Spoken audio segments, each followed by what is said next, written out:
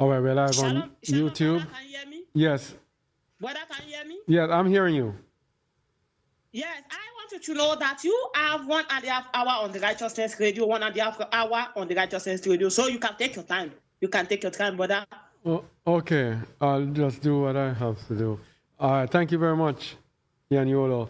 And shalom, shalom, and welcome to Jaw Radio and Just a Word, as we are here broadcasting live on Righteousness Radio. And let me get this thing down.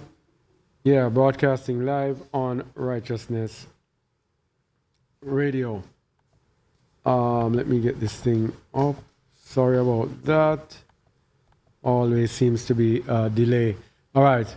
So, shalom, Janelle. Shalom, Mikael. Shalom, Yamin, as we are live. Today we are looking at the topic uncleanness. Just plain uncleanness. And we're just going to be looking at a few things that we believe that the world ignores when it comes to uncleanness. And the world is made into one big unclean. Just a few little things we want to look at as it relates to uncleanness and how it impacts us and the Most High and how we are polluted before the Most High. Now in Galatians 5:19 it tells us about uncleanness as one of the works of the flesh. Galatians 5:19 says, "Now the works of the flesh are manifest, which are these: adultery, fornication, uncleanness, lasciviousness." Uncleanness. Because the Old Testament speaks a lot about uncleanness, and we seem to think that uncleanness can only come in the Old Testament, as if there is no New Testament uncleanness. But let us go back to the Old Testament first and see examples of uncleanness. In Leviticus 5:2-3, it says, "Or if a soul touch any unclean thing, whether it be a carcass of an unclean beast, or a carcass of unclean cattle, or the carcass of unclean creeping things, and if it be hidden from him, he also shall be unclean and guilty." So, if we become unclean by something and we do not know if it is hidden from us, we will be unclean and we also will be guilty. So uncleanness is a collective thing. Touching causes uncleanness. Verse 3, "Or if he touch the uncleanness of man, whatsoever uncleanness it be, that a man shall be defiled withal, and it be hid from him, when he knoweth of it, then he shall be guilty." So this one here is knowing of it that shall make us guilty. Now, let us look at sexual uncleanness, and we're going to go Leviticus 15, because we believe that this is something that the world ignores to our own hurt, to our own detriment. The Most High does not change, and what is unclean before him then is also unclean before him now.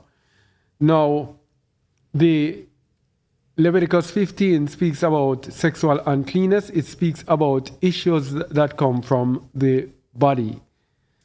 Verse 1, "And Yahuwah spake unto Moses and to Aaron, saying, Speak unto the children of Yasharal, and say unto them, When any man hath a running issue out of his flesh, because of his issue he is unclean." So this is a discharge from man.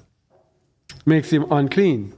"And this shall be his uncleanness in his issue, whether his flesh run with his issue, or his flesh be stopped from his issue, it is uncleanness." So whether it is running or it has stopped, it is uncleanness. "And whosoever toucheth his bed shall wash his clothes and bathe himself in water, and be unclean until the even." So if someone has a running issue and we touch the bed, then we will be unclean until the even. And he that sitteth on anything whereon he sat, that hath the issue, shall wash his clothes and bathe himself in water, and be unclean until the even. And he that toucheth the flesh of him that hath the issue shall wash his clothes and bathe himself in water, and be unclean until the even. And if he that hath the issue spit upon him that is clean, then he shall wash his clothes and bathe himself in water, and be unclean until the even. And what saddle soever he rideth upon that hath the issue shall be unclean. And whosoever toucheth anything that was under him shall be unclean until the even. And he that beareth any of those things shall wash his clothes and bathe himself in water, and be unclean until the even. And whomsoever he toucheth that hath the issue, and hath not rinsed his hands in water, he shall wash his clothes and bathe himself in water, and be unclean until the even.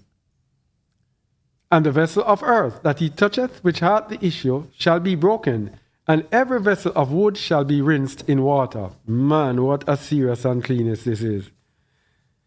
And when he that hath an issue is cleansed of his issue, then he shall number to himself 7 days for his cleansing. Wow. And wash his clothes, and bathe his flesh in running water, and shall be clean. And on the 8th day he shall take to him 2 turtle doves or 2 young pigeons, and come before Yahuwah unto the door of the tabernacle of the congregation, and give it unto the priest. So this has to do with the sacrifice. And we know that Yahusha has offered himself up to us.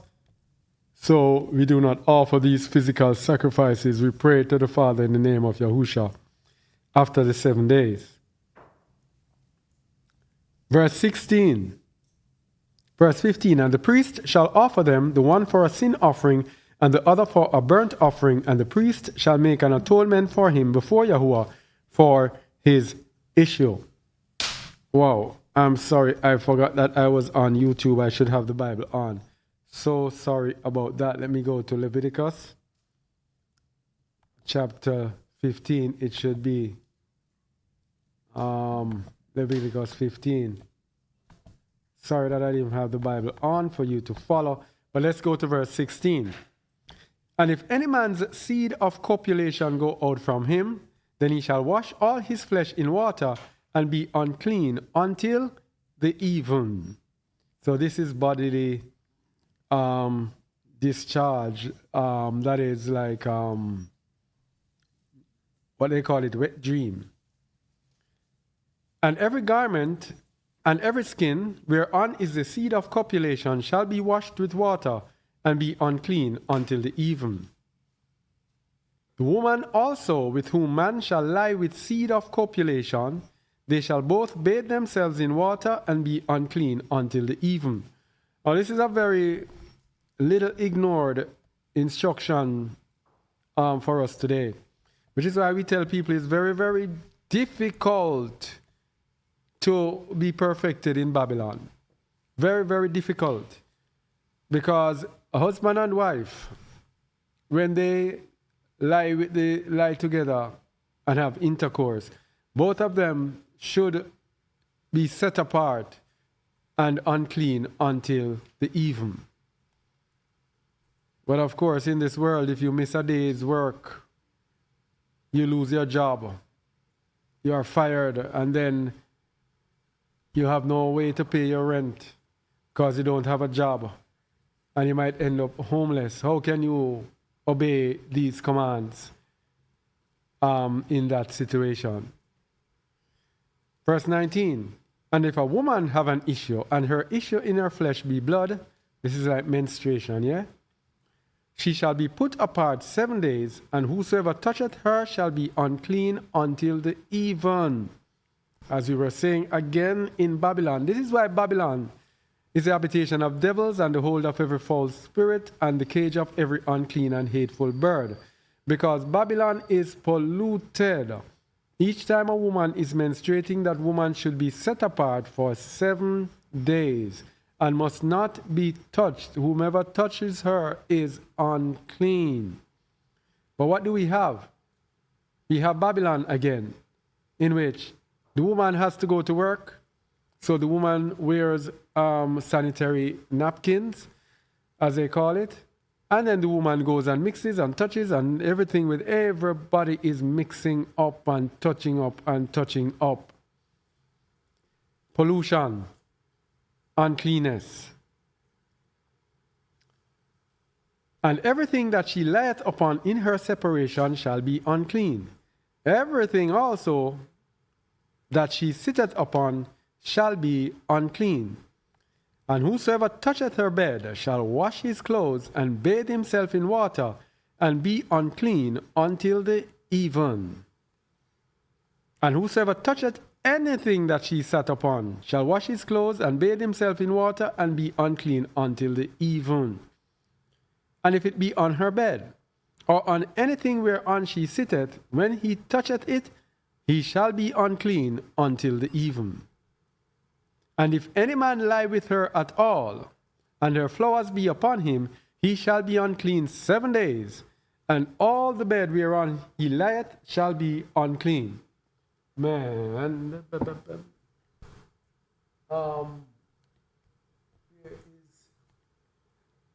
the battery is going dead. Mikhail, can you find the card for this? I think it might be upstairs.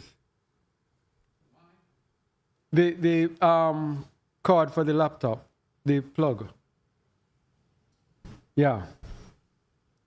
And if a woman have an issue of her blood many days out of the time of her separation, or if it run beyond the time of her separation, all the days of the issue of her uncleanness shall be as the days of her separation, she shall be unclean. So if a woman goes over the 7 days, still seeing her period, she shall continue to be unclean. Every bed whereon she lieth all the days of her issue shall be unto her as the bed of her separation, and whatsoever she sitteth upon shall be unclean, as the uncleanness of her separation. Bring it this side. Up.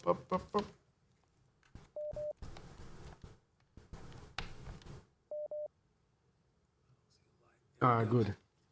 The uncleanness of her separation. And whosoever toucheth those things shall be unclean, and shall wash his clothes and bathe himself in water and be unclean until the even. But if she be cleansed of her issue, then she shall number to herself 7 days, and after that she shall be clean.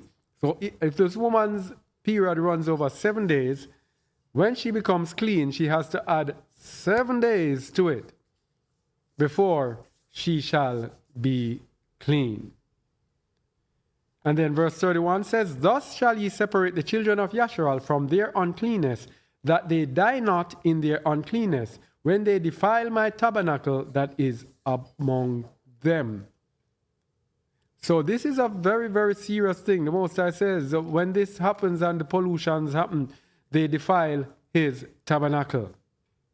This is the law of him that hath an issue, and of him whose seed goeth from him, and is defiled therewith. And of her that is sick of her flowers, and of him that hath an issue, of the man and of the woman, and of him that lieth with her, that is unclean. Okay. So the next thing we want to look at with uncleanness is being unclean by dead bodies. This is another often ignored one in Babylon. Because, especially in Babylon, USA, one of the biggest occupations of our people is caregiving.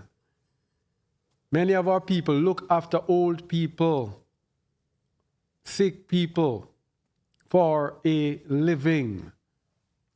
And many have been made unclean by these dead bodies and do not know. You know, I had a conversation, my sister and I had a conversation. She is in this industry. And this is when this really came to me.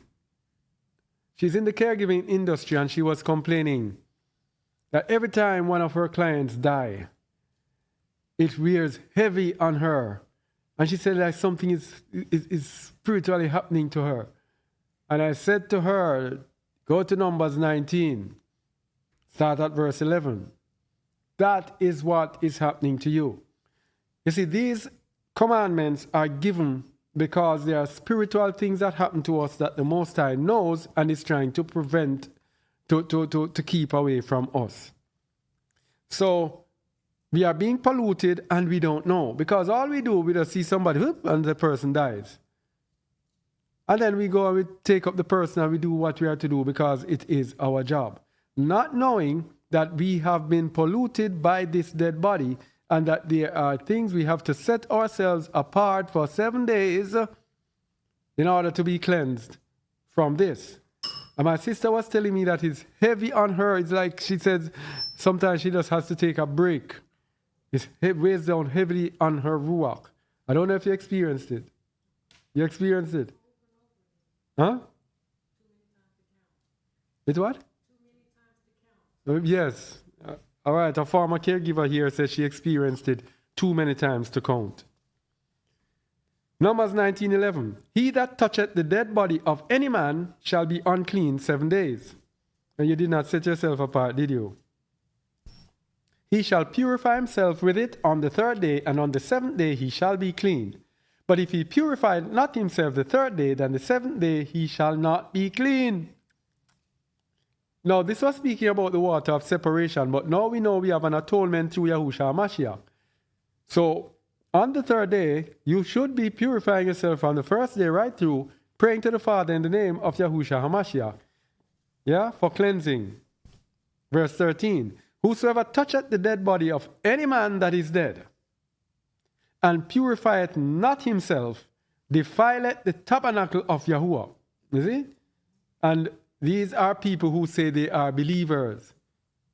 So the word tells us our body is the temple of the Most High, the tabernacle of the Most High. And we are defiling ourselves and not purifying ourselves. Let me read it again, 13. Whosoever toucheth the dead body of any man that is dead, and purifieth not himself, defileth the tabernacle of Yahuwah, and that soul shall be cut off from Yasharal. You see how serious it is? Cut off from the whole nation. But the Most High is merciful because he knows we did it in ignorance. Because the water of separation was not sprinkled upon him, he shall be unclean. His uncleanness is yet upon him. Because Yahusha was not exalted in those days, then they used the water of separation, which is actually a likeness similar to the atonement that is in Yahusha. This is the law when a man dieth in a tent. Tell me this one if you did this one. This is the law when a man dieth in a tent. All that come into the tent and all that is in the tent shall be unclean 7 days. So if someone dies and you go in the room, boom, unclean 7 days. And every open vessel which hath no covering bound upon it is unclean. And whosoever toucheth one that is slain with a sword in the open fields, or a dead body, or a bone of a man, or a grave, shall be unclean 7 days. Shall be unclean 7 days.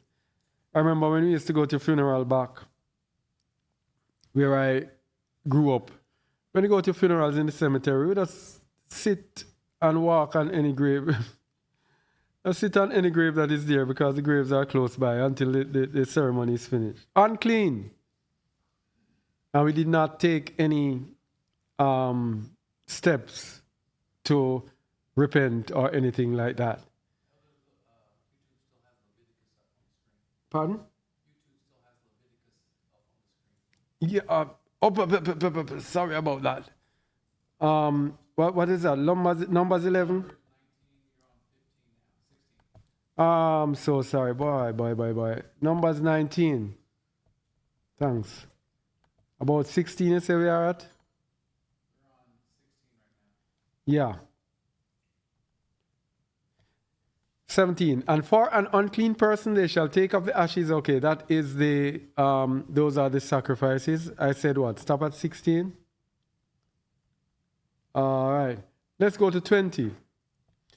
But the man that shall be unclean and shall not purify himself, that soul shall be cut off from among the congregation, because he hath defiled the sanctuary of Yahuwah. The water of separation hath not been sprinkled upon him, he is unclean. And it shall be a perpetual statute. It means it's forever. Wow. And it shall be a perpetual statute unto them, that he that sprinkleth the water of separation shall wash his clothes, and he that toucheth the water of separation shall be unclean until the even. And whatsoever the unclean person toucheth shall be unclean, and the soul that toucheth it shall be unclean until even. So as I said, the water of separation is not necessary for us. Now it's Yahushua HaMashiach, who is our atonement. Okay. All right. Let me get this changed. Coming up. All right, let's look at uncleanness through idolatry and homosexuality. Romans 1, verse 21 to 25. Romans 1, verse 21 to 25. Idolatry and homosexuality are closely connected. Romans 1, did I say 20? 21. Because that when they knew Alua, they exalted him not as Alua, neither were thankful, but became vain in their imaginations, and their foolish heart was darkened. Professing themselves to be wise, they became fools, and changed the esteem of the uncorruptible Alua into an image made like to corruptible man. Corruptible man, like JC, or Yahusha is Yahuwah. And to birds, and to four-footed beasts, and creeping things. Wherefore, Alua also gave them up to uncleanness, through the lusts of their own hearts, to dishonor their own bodies between themselves, who changed the truth of Alua into a lie, and worshipped and served the creature more than the Creator, who is Barak forever. So let it be. For this cause Alua gave them up unto vile affections, for even their women did change the natural use into that which is against nature. And likewise also the men, leaving the natural use of the woman, burned in their lust one toward another, men with men working that which is unseemly, and receiving in themselves that recompense of their error which was meet. So that is uncleanness through idolatry, which leads to homosexuality. That is another aspect of uncleanness that we must be aware of. And idolatry, by the way, is not restricted only to worshipping idols. It's anything that we are fixated on that we cannot let go of. That is not of Yahuwah. All right, so this is going to be a relatively short one today, Ian Yolo, because let us go to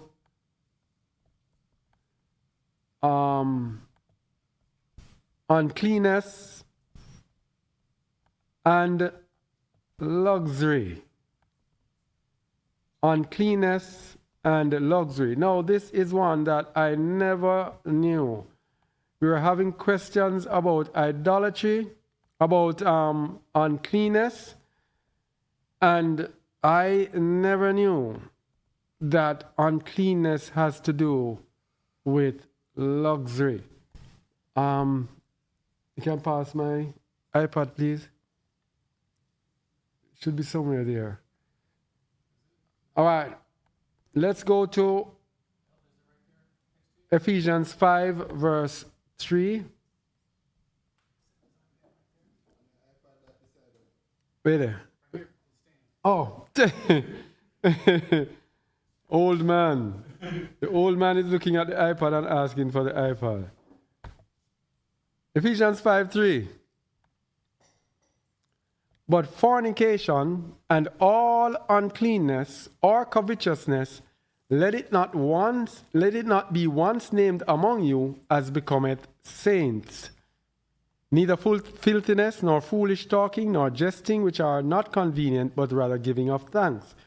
Now, when you look at the meaning of uncleanness there, In the Bible, it tells you a very, very short meanings. It just says impurity, the quality, physically or morally, uncleanness.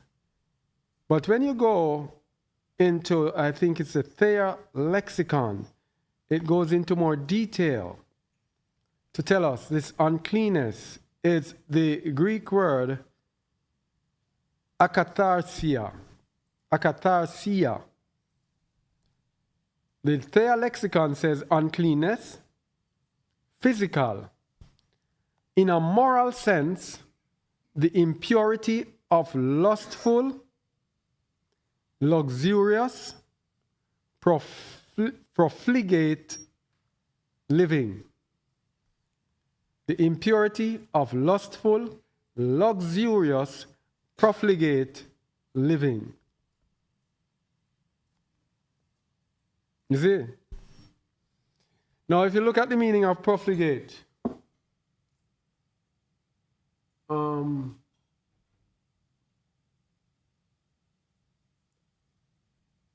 meaning of profligate there means wildly extravagant, completely given up to dissipation and licentiousness, shamelessly immoral. A person given to wildly extravagant and usually grossly self-indulgent expenditure. So uncleanness has to do with how we spend and how we live. Now, before today, I never knew about this. Thank you, Ian Yulo. And when you asked to do this broadcast, I was weary in my soul. And I said to myself, I have to make a sacrifice to do this. And in making the sacrifice, the Most High gave us a breakthrough into something that was puzzling us for some time. So the uncleanness is manifested by how we live our lives. Whether we live profligately, luxuriously, or lustfully, it is uncleanness.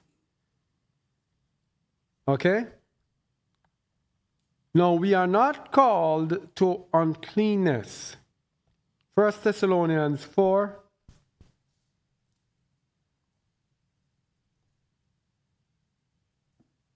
First Thessalonians 4, verses 3 to 8. For this is the will of Allah, even your sanctification, even your cleanliness, that ye should abstain from fornication, that every one of you should know how to possess his vessel in sanctification and honor. That every one of you should know how to possess, I said that, not in the lust of concupiscence, even as the Gentiles which know not Allah. That word concupiscence there. Not in the lust of I can't remember the meanings of these words. Not in the lust of concupiscence. Concupiscence is strong desire. Oh, strong sexual desire. Not in the lust of concupiscence, even as the Gentiles which know not Allah. That no man go beyond and defraud his brother in any matter, because that Yahuwah is the avenger of all such, as we also have forewarned you and testified. For Allah hath not called us unto uncleanness, but unto holiness, set-apartness. Pardon?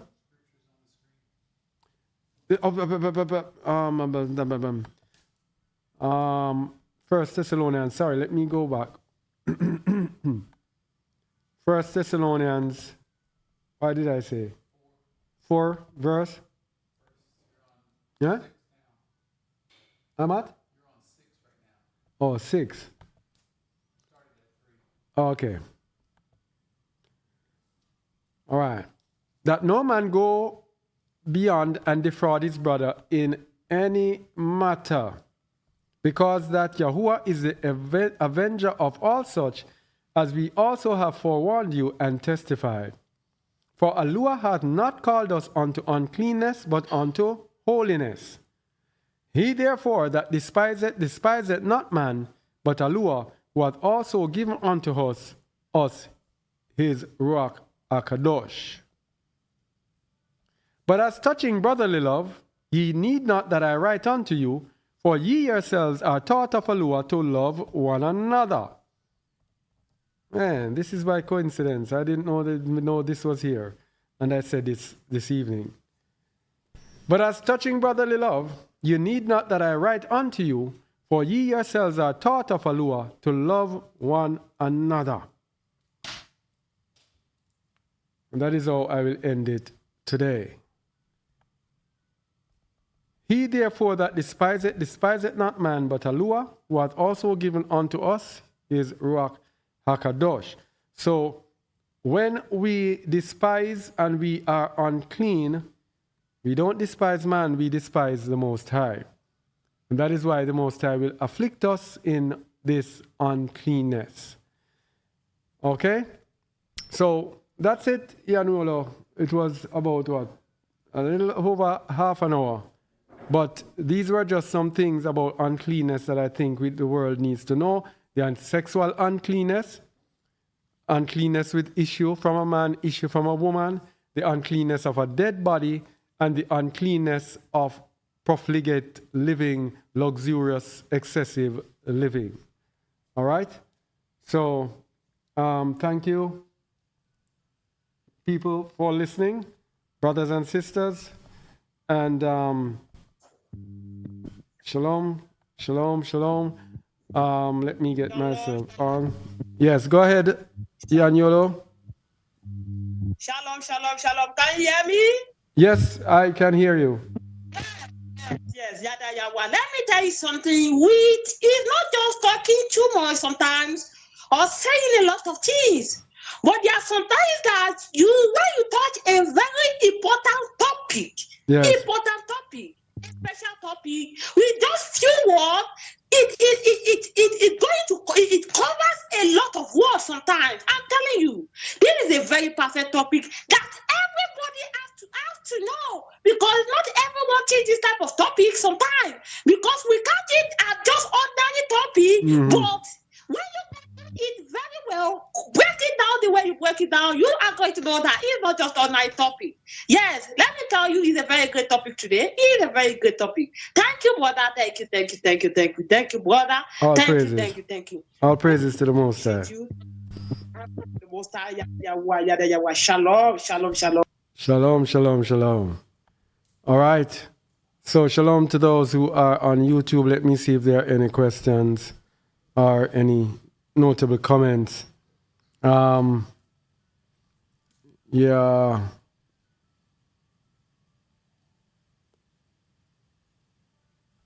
Sister Sharka in Czech Republic. Sister CC. All right, I don't think that thank you. Someone says, what is a perpetual statute? A perpetual statute, perpetual means forever, everlasting. That means it will never be removed. Statute is a law, a rule, perpetual forever. It's a rule or a law that will never, ever go away. Forever and ever and ever. Oh yes, Michael had responded to her. Sorry about the text on the screen because, oh boy. All right, Sister Sharka, thank you. All right. So I'm in Yahoo a little bit longer than a year now, and I'm still learning. I'm very confused about the feast days because there are so many different believers in Yahuwah who do the feast days. We do according to what is revealed to us. We're not going to tell you that we have everything perfect and everything, but we do according to what is revealed to us. And as we speak, as we talk about the feast days, we are working on the calendar to put it together, trying to make sure, because it is so sensitive, to make sure that we have it right in our eyes.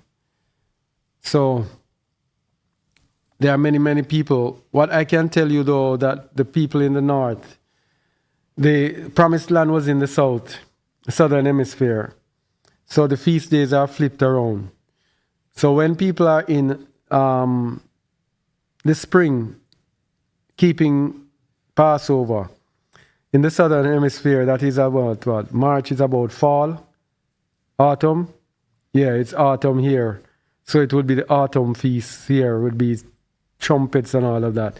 So right now in the southern hemisphere here, we are looking towards the Passover in probably a couple weeks or more, a few weeks. We are looking at the Passover, while the rest of the world is keeping trumpets. And we did a teaching called When is Passover Season, which shows and proves that the feast must be kept based on the time in the land.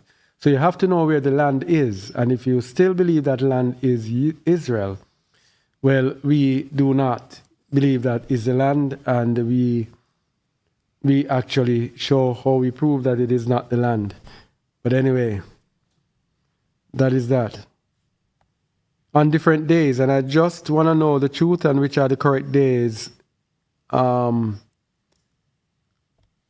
do, and whether the seasons or the moon have to do with it. I want to be really obedient.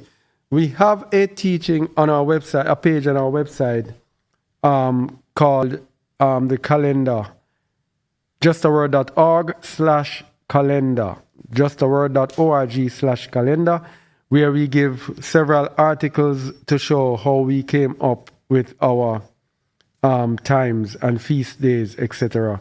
So if you are searching, you can really check out that page. It has a lot of different links to different articles that back up what we believe in. Thank you for this program. I myself was trained and work as a geriatric. Thank you. All right. I haven't been here often, but I appreciate the teaching. I don't know what to believe anymore, because anyone says something else and everyone thinks they are right. So how do I really know what's right? How do you know what is right? It says, try the Ruach to see if it is of Alua, for many false prophets are gone out into the world. So you have to try the Ruach.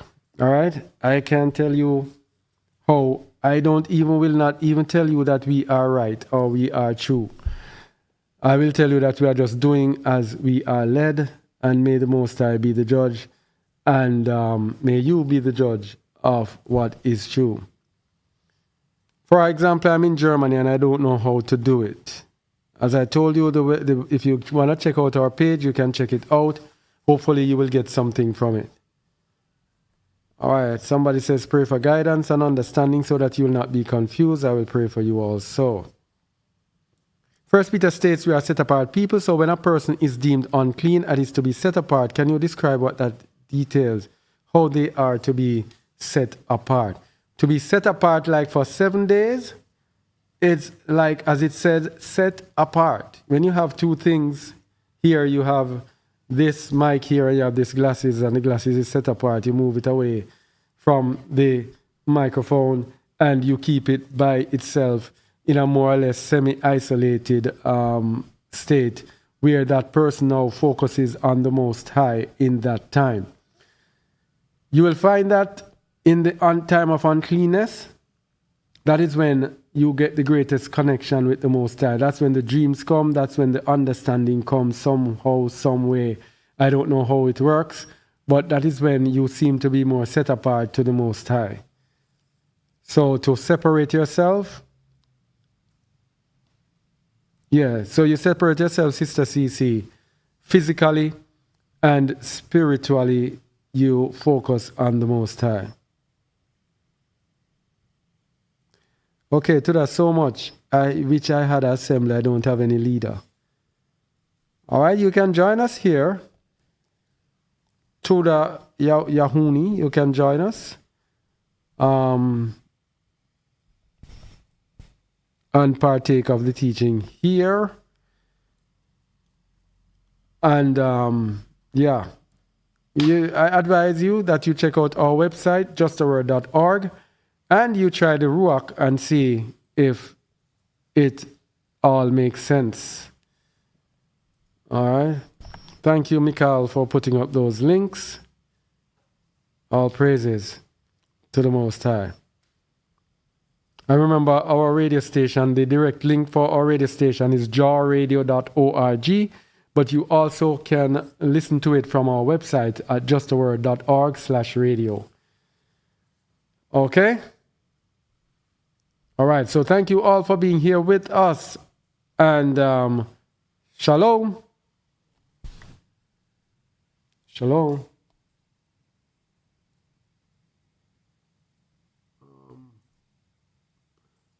Stop.